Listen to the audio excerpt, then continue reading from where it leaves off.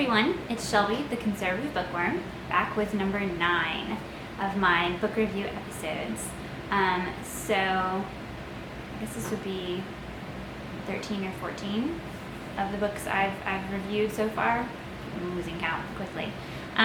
So if you've watched the preview of this video, then I'll be repeating a few things, but then I'll get a little bit more into what this book is about. And I don't want to give away, I don't like giving away too much, but just in case the actual child is going to read this, is watching this. But I will go a little bit into more detail about this book and what to expect and what to know about it in case you have a child who might be interested in this book.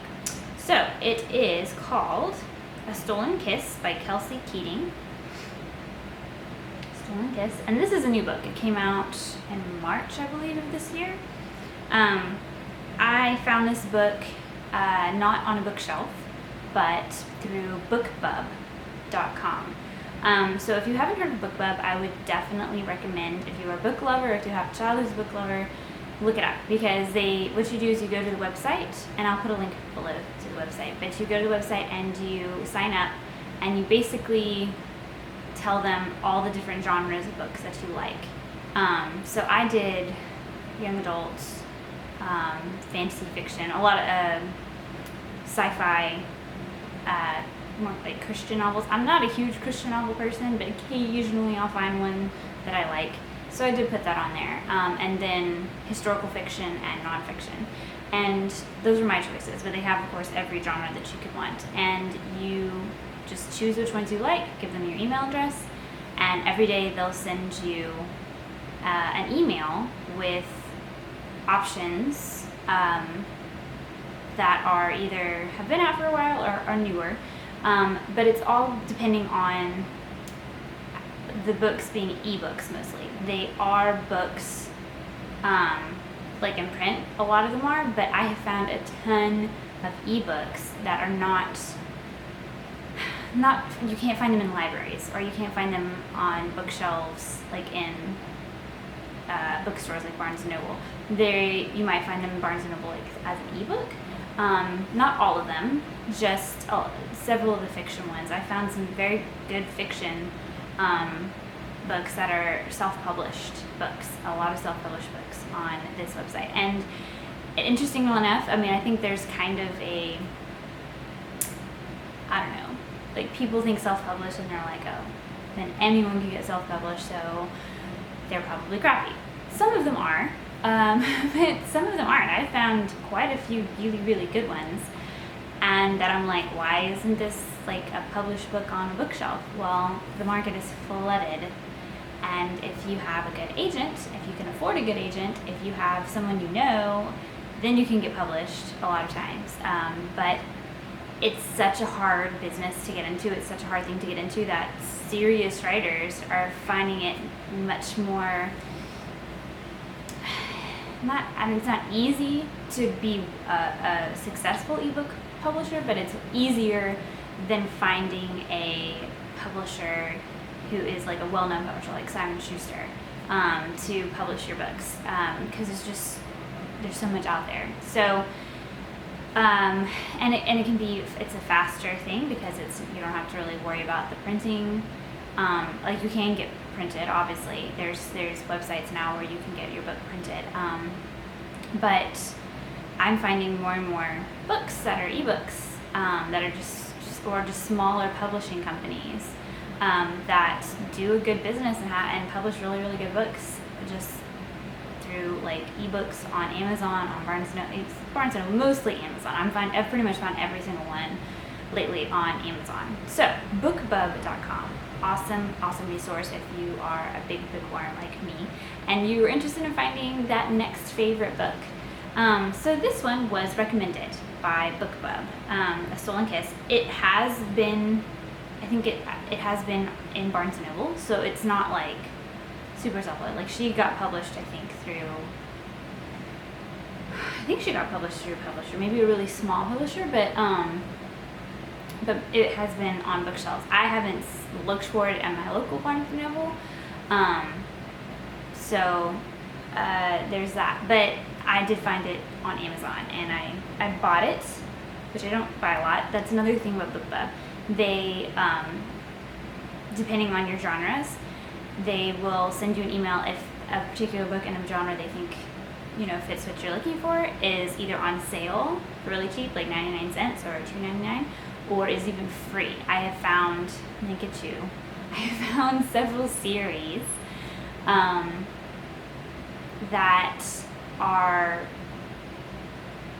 they get me hooked, like the long series, that they'll do this thing where they'll have the author or Amazon will run a promotion for the book or for the series, where they'll give you, it'll be like the first 2 or 3 books in the series are free, and then they snatch you up, and you're like, oh, I have to keep reading, and then you'll buy the rest. So I mean, there is that, but usually ebooks are cheaper than buying a hard copy. So this one is the beginning of a series, but she hasn't published, the rest aren't published yet, so it's okay. And I found it, it was recommended, it was 99 cents when I got the email. So this was like last week, so by the time I put this video up, that promotion probably won't be going on anymore, but it's a good book.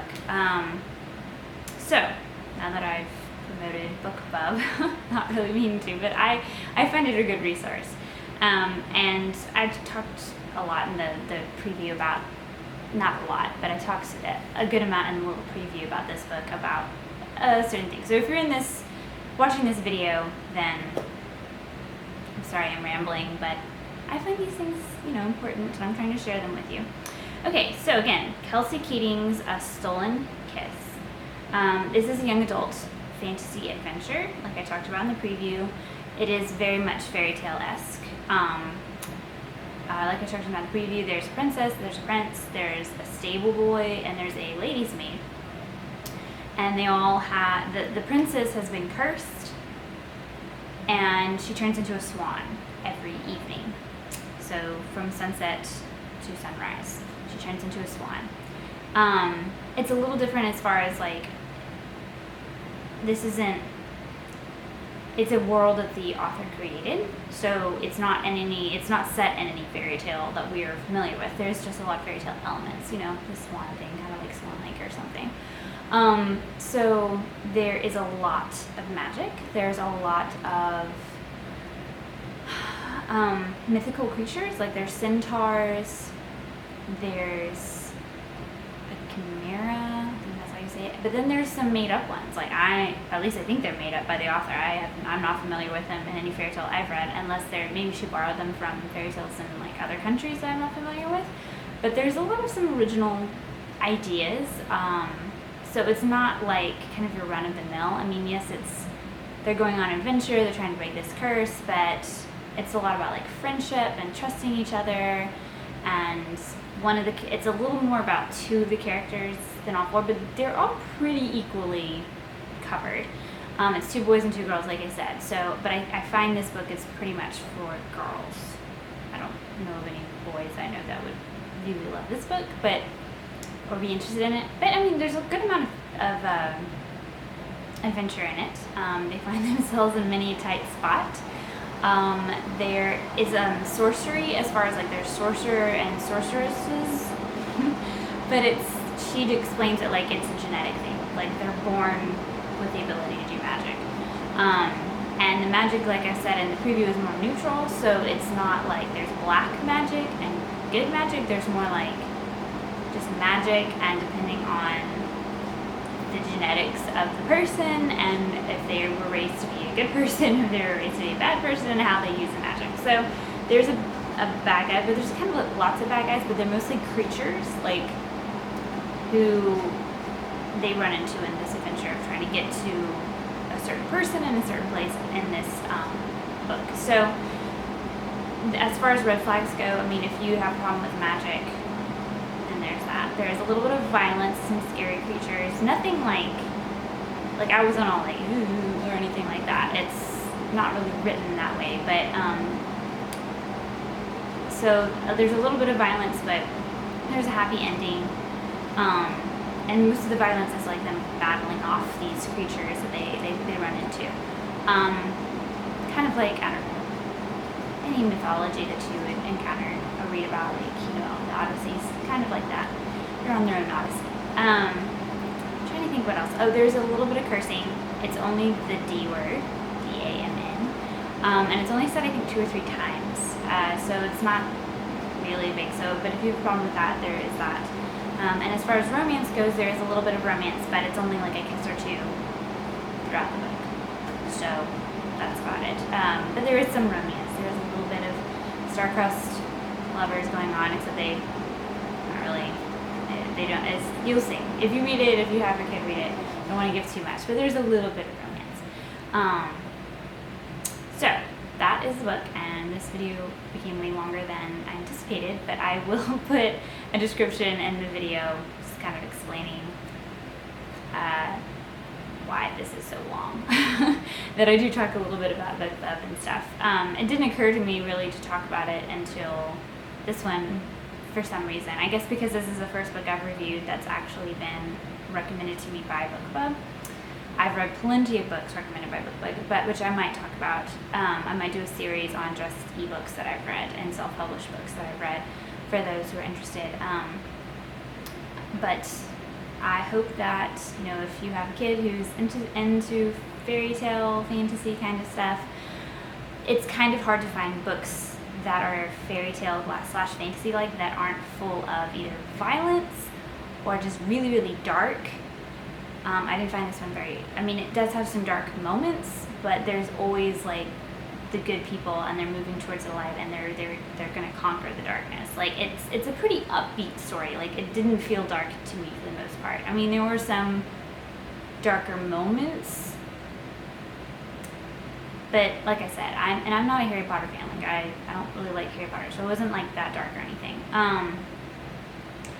And then, so if you know, if those things don't bother you, but it's just, you know, it's like I said, it's hard to find a fantasy book these days. Like I was at the library today, just kind of cruising, and there seemed to be a ton of fantasy, but nothing that I really would have picked up because I could tell almost immediately that it would be either really, really dark or have a lot of sex or have a lot of cursing or just all these other elements that I'm just not interested in. So, I hope this has been helpful for you. Sorry, this is kind of a long video.